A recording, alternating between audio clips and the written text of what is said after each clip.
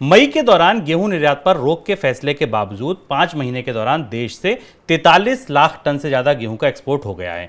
इस साल अप्रैल से अगस्त के दौरान 43.51 लाख टन गेहूं का निर्यात हुआ, जो वित्त वर्ष 2021-22 की समान अवधि के मुकाबले 117% अधिक है। निर्यात पर पाबंदी के बाद आप सोचिए 117% ज्यादा गेहूं निर्यात हो गया।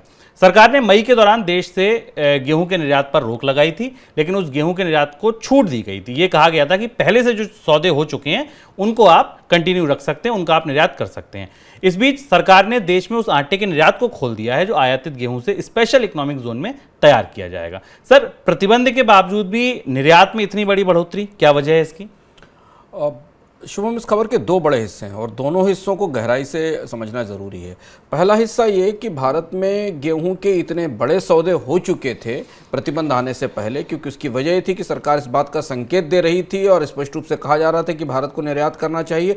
तो वो निर्यात हमें पिछले साल से बहुत ज़्यादा हुआ और वो जो पेंडिंग सौदे थे, जो लंबित सौदे थे, वो हमारे सामने अभी दिखाई दे रहे हैं। और सामान्य दिनों से ज़्यादा निर्यात होने का मतलब है प्रतिबंध से पहले के महीनों में कि बाजार शायद इस बात के लिए तैयारी कर रहा था कि उसे और ज़्यादा बाजार में डिमांड मिलेगी, क्योंकि रूस और जो यूक्रेन युद्ध के कारण बाजार में मांग भी ज़्यादा थी।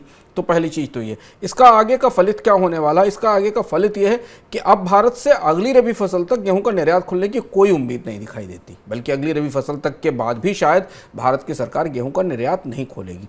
पर जो दूसरा वाला फैसला है ना, उसमें बड़ा दिलचस्प पेच है। उसमें पेच ये है कि सरकार ने यह कहा है कि इंपोर्टेड गेहूं से स्पेशल इकोनॉमिक जोन में बनने वाले आटे का निर्यात होगा। तो क्या सरकार गेहूं के आयात की इजाज़त देने जा रही है? और अगर इंपोर्टेड व्हीट को अलाउ किया जा रहा है तो क्या ये बाजार में धीरे से आयातित गेहूं को लाने की तैयारी है? क्योंकि भारत में गेहूं की कीमतों पर बड़ा दबाव दिखाई दे रहा है। यह फैसला महत्वपूर्ण है क्योंकि भारत में स्पेशल इकोनॉमिक जोन में गेहूं की आयातित गेहूं लाकर निर्यात करने की छूट पहली बार अपने तरह से दी गई है। खाद्य इकोनॉमी में गेहूं के बाजार में सब कुछ ठीक ठाक नहीं चल रहा है, इस पर लगातार हम चर्चा करते रहे और भारत में अभी भी गेहूं की कीमतें काफ़ी ऊँची बनी हुई हैं।